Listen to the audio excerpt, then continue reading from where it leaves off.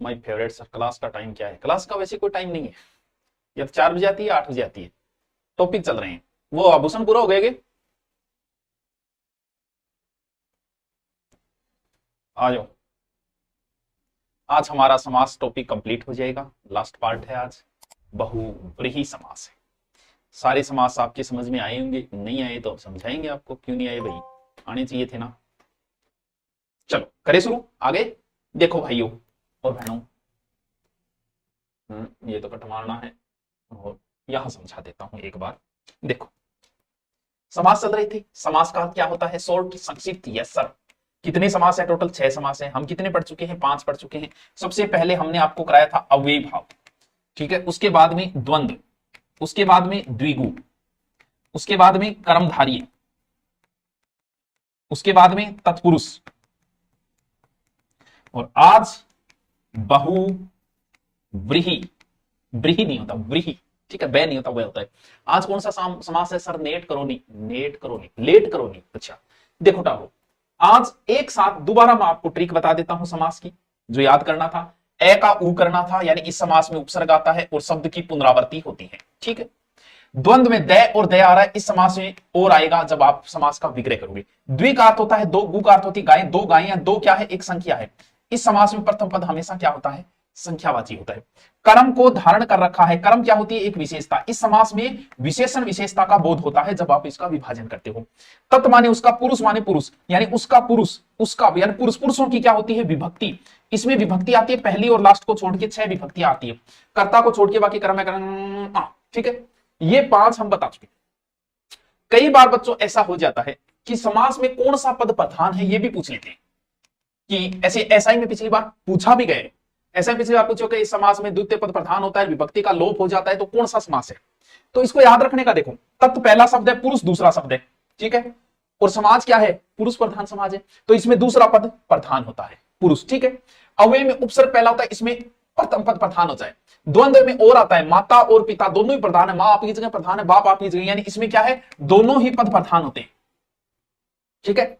बहुव्रीहि, आज जो समास है वो है बहुव्रीहि, बहुव्रीहि।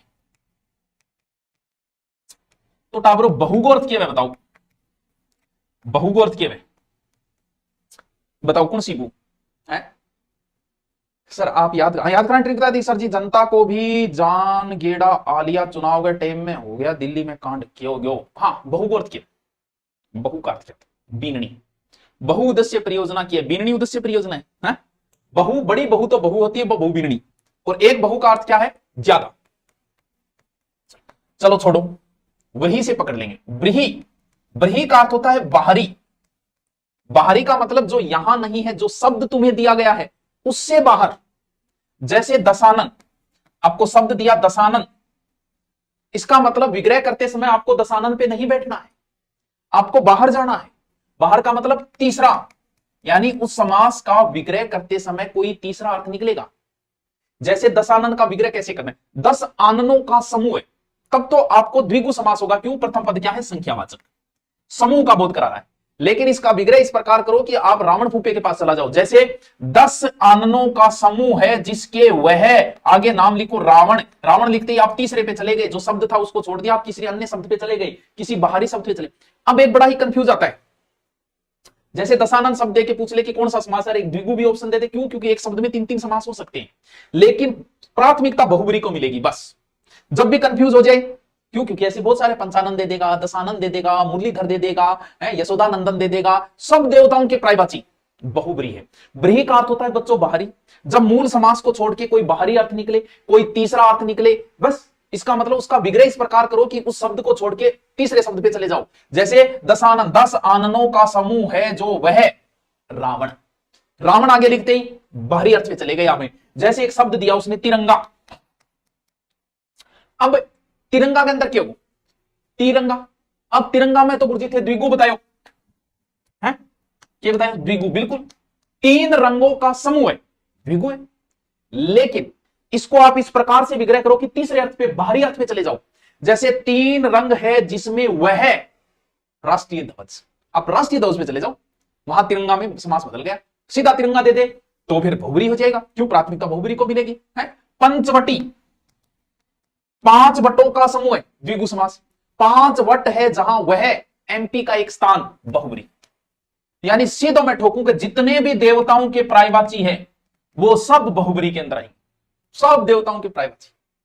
यानी जब आप पढ़ते पढ़ते किसी तीसरे अर्थ में, लेकिन तीसरा अर्थ जो है वो फेमस होना चाहिए भाई, ऐसे नहीं होगा, फेमस होना जरूरी है। जैसे मैं कह दूं कि महात्मा कौन सा समास है, बताओ कौन सा समास है, महात्मा में कौन सा समास होगा, बताओ बताओ बताओ।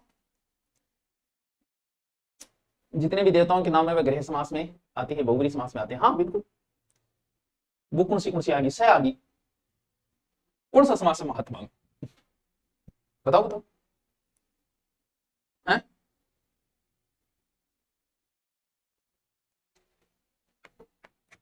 पीतांबर, श्वेतांबर। देखो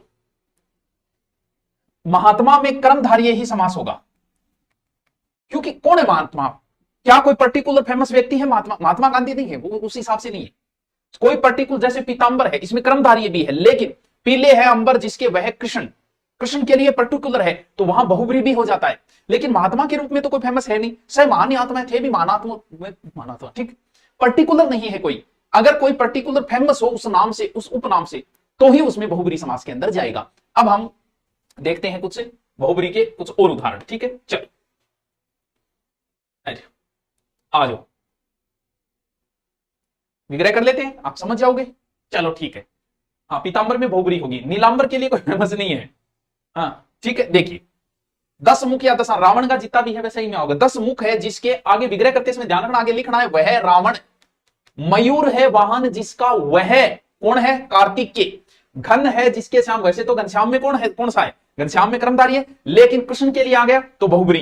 ब्रिज का ईश है जो वह कृष्ण, ब्रजेश। चक्र को धारण कर रखा है जिसने वह कृष्ण। मधु का सूदन, सूदन मतलब मारना, मधु राक्षस को मारने वाला है जो वह कृष्ण। रमा का ईश है जो वह विष्णु, लक्ष्मी का कांत है जो वह विष्णु। गंगा को धारण कर रखा है जिसने वह शिव। पशु का पति है जो वह शिव जी। सूत है जो पुत्र वह करण। इंदु है जिसके शेखर पर कौन है, शिव जी। मीन है केतु जिसके, मीन केतु कौन है, मीन केतु तो विष्णु जी है। अंजनी का पुत्र है जो वह हनुमान जी महाराज। 10 है ग्रीव जिसके, 10 ग्रीव वही है, दशानंद 10 ग्रीव सो रावण। पीले है अंबर जिसके वह कृष्ण। ब्रज का किशोर है जो वह कृष्ण। बंसी को धारण कर रखा है जिसने वह कृष्ण। गोपियों का ईश है जो वह कृष्ण। देवकी का नंदन है, प्रायवाची भी याद हो रहे। शेष नाग पर शयन करते है जो वह कौन है, विष्णु। 3 है नेत्र जिसके कौन, शिव जी। सती का ईश है जो कौन, शिव जी। शेल की पुत्री है जो वह कौन, पार्वती। नीले है कंठ जिसके, शिव जी। महान है जो देव, महादेव शिव। रति का कांत है, रतिकांत रतिपति, रतिपति कामदेव। ब्रिज के जैसे है जिसके अंग, वज्र के है जिसके अंग वह कौन, हनुमान जी। अब बताओ क्या समस्या आई था, नहीं मन बताओ, नहीं थारा समस्या आई। समास के आए हुए छोटे मोटे क्वेश्चन और देख लेते हैं। अब ये बताओ आगे हिंदी का कौन सा टॉपिक करवाना है, पहले तो ये बताओ कि आगे हिंदी का कौन सा टॉपिक करवाना है, बताइए पार्थ। गुरुजी मेरी बीए नहीं हुई है, तो क्या सर मैं आपके ऐसा ही ऑफलाइन बेंच में एडमिशन कहीं ले सकता है, पढ़ सकता है, ऑनलाइन ले सकता है, ऑफलाइन ले सकता है, एडमिशन का क्या है। लोग 12वीं करते ही आरएस की तैयारी करें, जबकि वो योग्य तो 3 साल बाद होंगे। हाँ जी चलो करो शुरू। समास शब्द का अर्थ क्या होता है, समास शब्द का अर्थ क्या होता है, जल्दी जल्दी बताओ। समास का अर्थ होता है संक्षिप्त, और समास का विलोम होता है व्यास। शब्द शुद्धि में करवा चुका हूं बेटा, पहले शब्द शुद्धि नहीं करवाऊंगा। समास के कितने भेद है, अरे किसको नहीं पता है समास के कितने भेद है, सबको पता है समास के 6 भेद है, पटवार 2011। जल्दी जल्दी करवा देता हूं आपको, कैसे प्रश्न पूछे जा रहे। ये 3rd ग्रेड में, जिस सामासिक पद में प्रथम पद अव्यय हो, यहीं से पकड़ गए आप। परिणाम स्वरूप पूर्ण पद अव्यय हो, परिणाम स्वरूप पूर्ण पद अव्यय बन जाए, और जिसमें समास होता है तो सबको पता है। क्यों, क्योंकि अव्यय शब्द से आप पकड़ गए कि अव्ययीभाव समास है। किस समास में अंतिम पद प्रधान होता है, बहुत अच्छे बहुत अच्छे, बताओ बताइए बताइए, इसका उत्तर बताइए। वाक्य शुद्धि मैंने करवा दिया, अभी करवाए, प्रत्यय रह गया, प्रत्यय करवाना पड़ेगा, ठीक है।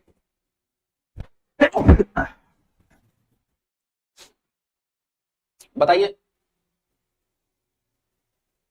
तो बच्चों मैंने आपको बताया अंतिम पद प्रधान, पहला पद ये, दूसरा ये, दूसरा ये, अंतिम दूसरा पद प्रधान होता है, पुरुष प्रधान होता है। इसमें कोई तीसरा पद प्रधान होता है, बाहरी पद। अव्यय में प्रथम पद अव्यय, प्रथम पद प्रधान होता है। बस यार ट्रिक में याद रखो नहीं। द्वंद्व समास का उदाहरण इनमें से कौन सा है, द्वंद्व का मतलब दिमाग में आना, दय और दय, यानी विग्रह करते समय और आएगा। भूल और चूक, माता और पिता, भला और बुरा, कपीश्वर, इसमें और नहीं आएगा। इसका मतलब नहीं है, पूछा है उसने, मैंने नहीं पढ़ लिया। नहीं है, कौन सा? सी।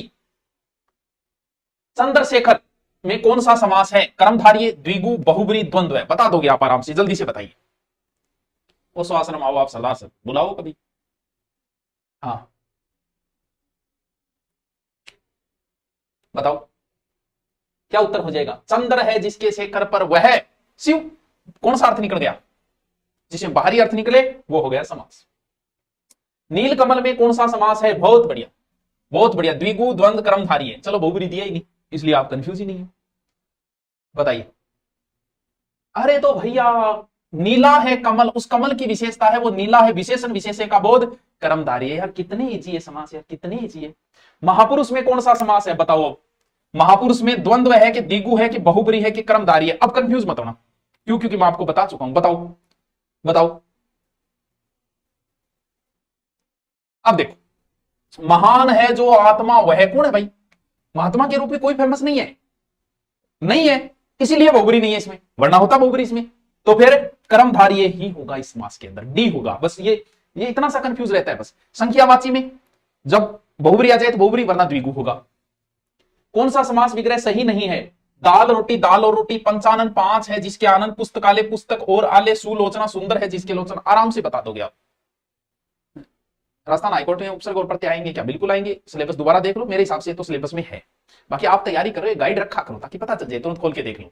तो कौन सा? पुस्तक के लिए आल्य होता है, पुस्तक और आल्य नहीं होता है। विद्यालय विद्या के लिए आल्य होता है, विद्या और आल्य नहीं होता। निम्नलिखित पदों में से संधि और समास दोनों है। वाह। जीवन मरण, पंचतत्व, हस्तलिखित, नीलाकाश। आराम से कर दोगे आप, जिसमें संधि भी है और समास भी है। बताओ बच्चों, बताओ याद है क्या तुमको वो दिल को चुराया। हाँ, काश मेरी आवाज जोर की होती तो मैं था गाना भी सुनाता हूँ। चीज उत्तर बताओ थे। शब्द युगम कराओ, करवा देंगे। मारवाड़ में कदी तो घनी पर आ गया मारवाड़ है। नील प्लस आकाश, नीलाकाश, नीला प्लस आकाश, नीला है जो आकाश, डी। संधि भी है और समास भी है। नीलकंठ में कौन सा समास है? बताओ। नीलकंठ, उसने तत्पुरुष कर्मधारय ऑप्शन ही नहीं दिया, तो नीला है जिसके कंठ वह कृष्ण। सो शिव जी, शिव। क्या उत्तर हो जाएगा? ए। किस शब्द में बहुब्री समास है? मेघनाद, सप्ताह, हस्तलिखित, यश प्राप्त। बताओ तो, बताओ बताओ बताओ, बेरो पड़े थारो। अरे मेघ के समान नाद करने वाला मेघनाद, और क्या उत्तर होगा? ये तो गलत होना ही नहीं चाहिए यार।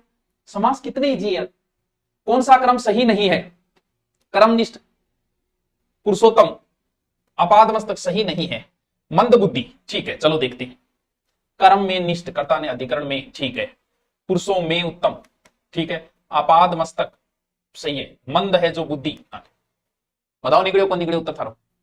मानो निकल गया तो थारो भी निकल गया। हाँ चल। चीड़ी मार में कौन सा समास है? वाह, ऐसे भी ऑप्शन आए पटवार 2011 में। चीड़ी को मारने वाला, चीड़ी को, कर्ता ने, कर्म को। बस गलत नहीं होना चाहिए आपका। द्वंद्व समास में दोनों पक्षों के बीच किस चिन्ह का प्रयोग होता है? बिल्कुल, विराम चिन्ह, योजक चिन्ह, अर्धविराम, अल्प विराम। आप बताइए।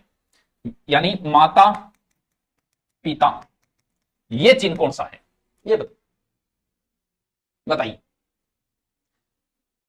बी, योजक चिन्ह है, जोड़ने वाला चिन्ह है, ठीक है, बी। अंधकूप में कौन सा समास है? क्या बात है यार, क्या प्रश्न पूछा है, पटवार 2011। द्विगु, द्वंद्व, कर्मधारय या अव्ययभाव? बताओ, आप ही बताओगे। अंधकूप, अच्छा क्वेश्चन। सर पारिभाषिक शब्दावली कराओ।